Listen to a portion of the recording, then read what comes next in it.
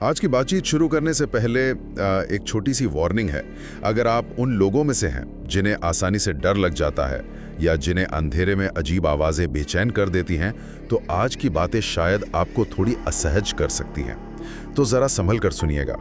अच्छा, कभी ऐसा हुआ है कि आप कमरे में अकेले हों, बिल्कुल अकेले, फिर भी लगे कि कोई कोना है जहाँ से कोई आपको घूर रहा है? या फिर रात के 3 बजे जब पिन ड्रॉप साइलेंस हो और अचानक किसी के पायल की छमछम या दरवाजे पर एक हल्की सी खरोच सुनाई दी हो। ये वो अनुभव हैं जो हमें उस एक सवाल पर लाकर खड़ा कर देते हैं जो हजारों सालों से पूछा जा रहा है, क्या भूत प्रेत सच में होते हैं? आज हम इसी रहस्य की गहराई में उतरेंगे। हम देखेंगे कि मान्यताएं क्या कहती हैं, लोगों के अनुभव क्या हैं और इन सब पर विज्ञान का क्या कहना है। जो भी रिसर्च और आर्टिकल्स हैं, उनके आधार पर इस पहेली के हर पहलू को समझना चाहते हैं। ये एक ऐसी बहस है जहां एक तरफ है लोगों के गहरे पर्सनल एक्सपीरियंस, बिल्कुल, और दूसरी तरफ है विज्ञान जो हर चीज का सबूत मांगता है। तो चलिए देखते हैं कि ये दोनों पक्ष हमें कहां तक ले जाते हैं। ठीक है, तो शुरुआत सबसे बुनियादी सवाल से करते हैं। जब हम भूत शब्द सुनते हैं तो आखिर इसका मतलब क्या होता है? मतलब कहानियों से हटकर मान्यताओं के हिसाब से इसकी परिभाषा क्या है? जो जानकारी हमने देखी उसमें इसकी जड़ इंसान की मौत और उसकी अधूरी ख्वाहिशों से जुड़ी है। माना ये जाता है कि जब किसी इंसान की मौत बहुत दर्दनाक तरीके से होती है या अचानक किसी हादसे में, या कोई बहुत बड़ी इच्छा अधूरी रह गई हो। हाँ बिल्कुल, तो उसकी आत्मा को मुक्ति नहीं मिलती। वो इस दुनिया और दूसरी दुनिया के बीच एक लूप में फंस जाती है। इसी फंसी हुई बेचैन आत्मा को आम भाषा में भूत या प्रेत कहा जाता है। और हमारे सोर्सेज में पॉजिटिव और नेगेटिव एनर्जी का भी जिक्र है। इसका मतलब तो ये हुआ कि हर आत्मा डरावनी या नुकसान पहुंचाने वाली नहीं होती। नहीं, बिल्कुल नहीं। कुछ सिर्फ अपनी मौजूदगी का एहसास दिलाती हैं, जबकि कुछ को नेगेटिव माना जाता है जो परेशान कर सकती हैं। अच्छा, सही कहा। और यहाँ एक बहुत दिलचस्प मोड़ आता है। कुछ लोग इस पूरी धारणा को विज्ञान का सहारा देकर समझाने की कोशिश करते हैं। वो विज्ञान के एक बहुत ही बुनियादी नियम का हवाला देते हैं, ऊर्जा के संरक्षण का नियम, theory of conservation of energy. हाँ वही। अरे हाँ, ये तो हमने स्कूल में पढ़ा था कि ऊर्जा को न बनाया जा सकता है न भी खत्म किया जा सकता है, वो बस अपना रूप बदलती है। तो इस लॉजिक से मरने के बाद हमारे शरीर की बायोलॉजिकल एनर्जी का क्या होता है?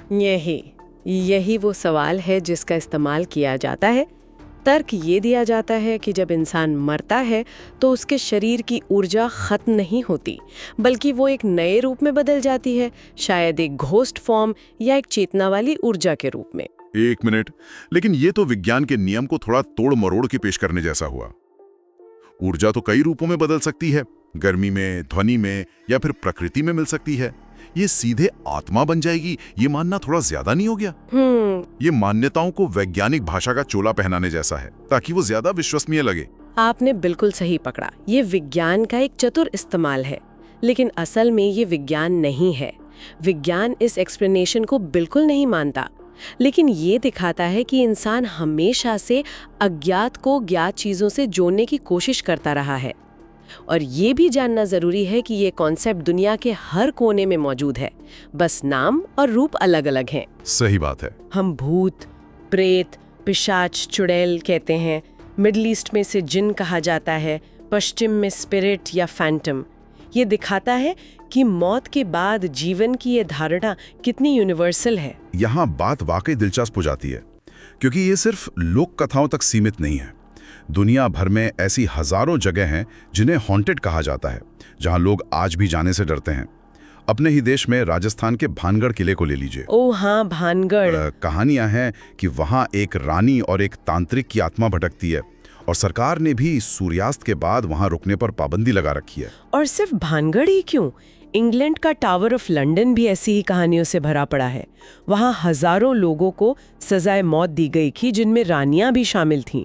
लोग आज भी दावा करते हैं कि उन्होंने वहां रानी एन बोलेन की आत्मा को उसी जगह घूमते देखा है जहां उनका सिर कलम किया गया था। सोचकर ये अजीब लगता है। इन जगहों पर लोगों के जो अनुभव हैं, उनमें गजब की समानताएं हैं। जैसे कि शैडो फिगर्स का दिखना। मैं हमेशा सोचता था कि ये सिर्फ मन का वहम है, लेकिन जब इतने सारे लोग एक जैसा अनुभव बताते हैं तो सोचना पड़ता है कि क्या कोई कॉमन वजह है इसके पीछे। लोग बताते हैं कि उन्हें अचानक एक इंसान जैसी काली परछाई दिखी और जैसे ही उन्होंने पलक झपकाई या ठीक से देखने की कोशिश की, वो गायब हो गई। हाँ, गायब। बिल्कुल। एक और बहुत कॉमन अनुभव है कोल्ड स्पॉट्स का। ठंडी जगह। हाँ, यानी किसी कमरे में आप घूम रहे हैं और अचानक एक जगह आपको बहुत ज्यादा ठंड लगने लगती है, जबकि कमरे का तापमान नॉर्मल है। पैरानॉर्मल इन्वेस्टिगेटर्स का मानना है कि जब कोई आत्मा खुद को प्रकट करने की कोशिश करती है तो उसे ऊर्जा की जरूरत होती है, और वो अपने आसपास के माहौल से गर्मी सोख लेती है। बिल्कुल, जिससे वो जगह अचानक ठंडी हो जाती है। और इन सब में सबसे अजीब है इलेक्ट्रॉनिक वॉइस फिनोमेना, यानी ईवीपी। ये तो मेरे होश उड़ा देता है। इसमें लोग एक डिजिटल रिकॉर्डर लेकर किसी खाली, कथित तौर पर भूतिया जगह पे जाते हैं और सवाल पूछते हैं, जैसे क्या यहाँ कोई है, हाँ, या तुम कौन हो। उस वक्त उन्हें कुछ सुनाई नहीं देता, लेकिन बाद में जब वो रिकॉर्डिंग को हेडफोन लगाकर ध्यान से सुनते हैं तो सवालों के बीच में फुसफुसाहट में जवाब सुनाई देने का दावा करते हैं। और मजे की बात यह है कि अक्सर ये जवाब बड़े सीधे साधे सवालों के होते हैं। आप पूछेंगे तुम्हारा नाम क्या है, और रिकॉर्डिंग में एक हल्की सी आवाज सुनाई देगी, मदद करो या चले जाओ। सुनकर किसी के भी रोंगटे खड़े हो जाए। अब यहाँ आकर्षक बात यह है कि ये सारे अनुभव, shadow figures, cold spots, EVP, ये सब बेहद पर्सनल और सब्जेक्टिव हैं। मतलब इन्हें साबित नहीं किया जा सकता। एग्जैक्टली, विज्ञान इन्हें सबूत नहीं मानता, क्योंकि इन्हें लैब में कंट्रोल करके दोहराया नहीं जा सकता। लेकिन जो इंसान उस पल को जी रहा है, उसके लिए वो 100% सच है। उसका डर, उसकी हैरानी, उसका अनुभव एकदम असली है। और शायद यही वजह है कि इन पर विश्वास तर्क से ज्यादा अनुभव पर टिका हुआ है। एक मिनट, अगर इन सब अनुभवों के पीछे इतने तार्किक, वैज्ञानिक कारण मौजूद हैं, तो फिर ये मान्यताएं इतनी मजबूती से टिकी क्यों हुई हैं? विज्ञान इन सब को कैसे समझाता है? क्या उसके पास इन शैडो फिगर्स और ईवीपी के लिए कोई और एक्सप्लेनेशन है? हाँ, और विज्ञान की व्याख्याएं भी उतनी ही हैरान करने वाली हैं जितनी ये भूतिया कहानियां। विज्ञान इन घटनाओं को पैरानॉर्मल मानने की बजाय हमारे दिमाग, हमारे शरीर और हमारे आसपास के माहौल से जोड़कर देखता है। हमारे रिसर्च में इसका सबसे पहला और बड़ा कारण बताया गया है इंफ्रासाउंड। इंफ्रासाउंड, ये क्या चीज है? इंफ्रासाउंड बहुत कम फ्रीक्वेंसी वाली आवाज की तरंगे होती हैं, करीबन 20 हर्ट्ज से भी कम। हमारे कान इन्हें सुन नहीं सकते, लेकिन हमारा शरीर इन्हें महसूस कर सकता है। महसूस कर सकता है? हाँ, ये तरंगे हवा के तेज बहाव, दूर के तूफान या फिर हमारे घरों में लगे कुछ उपकरणों जैसे पुराने पंखों या एयर कंडीशनर से भी पैदा हो सकती हैं। अच्छा, तो हम इन्हें सुन नहीं सकते, पर ये हम पर असर कैसे करती हैं? रिसर्च में पाया गया है कि 18.9 हर्ट्ज की फ्रीक्वेंसी हमारी आंखों की पुतलियों में, मतलब आईबॉल्स में कंपन पैदा कर सकती है। आंखों में कंपन? हाँ, इस कंपन की वजह से हमें ऐसी चीजें दिख सकती हैं जो असल में है ही नहीं, जैसे कमरे के कोने में कोई हिलती हुई परछाई। इसी को विजुअल हैलुसिनेशन कहते हैं।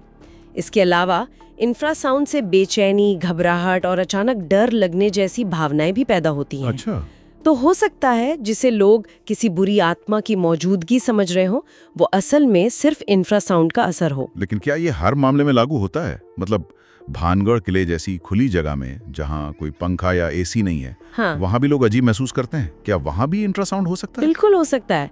हवा के पैटर्न और भौगोलिक बनावट की वजह से प्राकृतिक रूप से भी इंफ्रासाउंड पैदा हो सकता है। अब आते हैं दूसरी वैज्ञानिक वजह पर, जो है कार्बन मोनोऑक्साइड पॉइजनिंग। ये तो जहरीली गैस होती है ना? हाँ, यह जनरेटर से लीक होती है। खासकर पुरानी, कथित तौर पर भूतिया इमारतों में इसका खतरा ज्यादा होता है। अगर कोई इंसान धीरे धीरे इस गैस के संपर्क में आता है तो उसे सिर दर्द, चक्कर और मतिभ्रम यानी हैलुसिनेशंस हो सकते हैं। उसे ऐसी आवाजें सुनाई दे सकती हैं या ऐसी चीजें दिख सकती हैं जो वहां हैं ही नहीं। इतिहास में ऐसे कई मामले दर्ज हैं जहां एक पूरे परिवार को लगा कि उनके घर में भूत है और बाद में जांच करने पर पता चला कि घर में गैस लीक हो रही थी। और हमारा अपना दिमाग, डर की हालत में तो हमारा दिमाग भी हमारे साथ अजीब खेल खेलता है। निश्चित रूप से हमारा दिमाग एक पैटर्न खोजने वाली मशीन है। जब हम डरे हुए होते हैं या किसी अनजानी जगह पर होते हैं तो हमारा दिमाग हाई अलर्ट मोड में चला जाता है। बिल्कुल। ऐसे में हवा से पर्दे का हिलना या पाइप से पानी टपकने की आवाज भी दिमाग को एक खतरे का सिग्नल लगती है। वो इन छोटी छोटी बेतरतीब घटनाओं को जोड़कर एक मतलब निकालने की, एक कहानी बनाने की कोशिश करता है। इसी का सबसे बड़ा उदाहरण है स्लीप पैरालिसिस। हाँ, इसके बारे में हमारे सोर्सेज में भी बताया गया है। कई लोग इसे छाती पर भूत का बैठना कहते हैं। बिल्कुल। स्लीप पैरालिसिस एक ऐसी अवस्था है जिसमें नींद से जागते वक्त या सोते वक्त आपका दिमाग तो जाग जाता है, लेकिन आपका शरीर पैरालाइज रहता है। हाँ, कुछ सेकंड या मिनट के लिए पैरालाइज रहता है, हिलडुल नहीं पाता। इस दौरान लोगों को अक्सर महसूस होता है कि कोई उनकी छाती पर बैठा है, उनका गला दबा रहा है, या कमरे में कोई और भी है जो उन्हें घूर रहा है। ये बहुत डरावना होता होगा। बेहद डरावना और असली लगता है, लेकिन ये पूरी तरह से एक न्यूरोलॉजिकल घटना है जिसका किसी भूत प्रेत से कोई लेना देना नहीं है। तो एक तरफ हैं लोगों के हजारों साल पुराने अनुभव और मान्यताएं, और दूसरी तरफ हैं इंफ्रासाउंड, कार्बन मोनोऑक्साइड और स्लीप पैरालिसिस जैसी ठोस वैज्ञानिक व्याख्याएं। दोनों ही अपनी अपनी जगह बहुत मजबूत लगते हैं। तो आखिर हम माने किसे? क्या ये सब हमारे दिमाग का वहम है और माहौल का असर है, या सच में कुछ ऐसा है जिसे विज्ञान अभी तक पकड़ नहीं पाया है? अगर हम इसे बड़ी तस्वीर में देखें तो हमें ये मानना होगा कि विज्ञान भी सर्वज्ञानी नहीं है। आज भी ब्रह्मांड में ऐसे अनगिनत रहस्य हैं जिन्हें हम नहीं समझते हैं।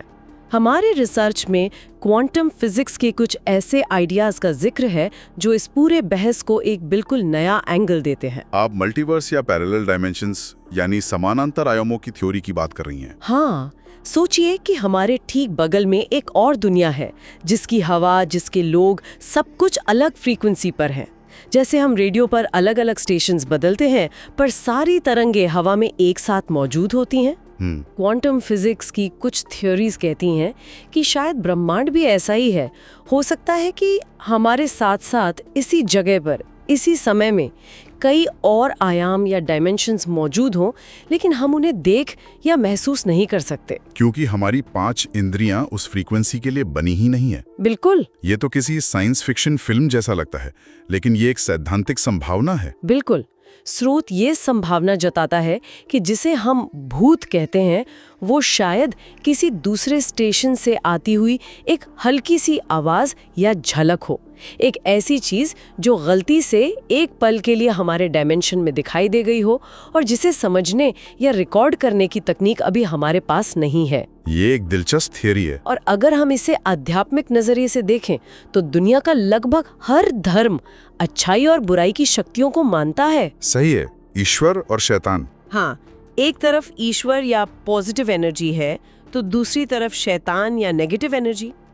इस तर्क से अगर हम एक दिव्य सकारात्मक शक्ति के अस्तित्व को मान सकते हैं तो फिर उसकी विपरीत एक नकारात्मक ऊर्जा के अस्तित्व से इनकार करना भी तो अतार्किक लगता है। तो इसका मतलब ये है कि इसका जवाब सीधा हाँ या नहीं में नहीं हो सकता। ये पूरी तरह से किसी के नजरिए और अनुभव पर निर्भर करता है। हमारे सोर्सेज का निष्कर्ष भी कुछ ऐसा ही है। वो कहते हैं कि भूत होते हैं या नहीं, इसका जवाब इस बात पर निर्भर करता है कि आप किससे पूछ रहे हैं। अगर किसी ने कुछ महसूस किया है तो उसके लिए वो दुनिया का सबसे बड़ा सच है, और अगर किसी ने कभी कुछ अनुभव नहीं किया तो उसके लिए ये सिर्फ डर, वहम और कहानियां हैं। सही कहा। तो ये लड़ाई एक तरह से पर्सनल एक्सपीरियंस और साइंटिफिक प्रूफ के बीच की है। और यहीं पर मैं श्रोताओं के लिए एक सवाल छोड़ना चाहूंगी। ये एक महत्वपूर्ण सवाल खड़ा करता है, क्या ये मुमकिन है कि जिन्हें हम भूत प्रेत कहते हैं वे असल में किसी दूसरे आयाम या एक अलग हकीकत की झलक मात्र हों जिसे हमारा आज का विज्ञान समझने में पूरी तरह नाकाम है? जैसे आज से 500 साल पहले कोई इंसान बिजली या वाईफाई की कल्पना भी नहीं कर सकता था। बिल्कुल। हालांकि वो तब भी मौजूद थी। क्या आज हम भी किसी ऐसी ही चीज के सामने अज्ञानी खड़े हैं? क्या भविष्य में विज्ञान या टेक्नोलॉजी कभी इन रहस्यों से पर्दा उठा पाएगी? ये एक ऐसा सवाल है जो हमें सोचने पर मजबूर करता है कि हम जितना जानते हैं ब्रह्मांड उससे कहीं ज्यादा बड़ा और रहस्यमयी है।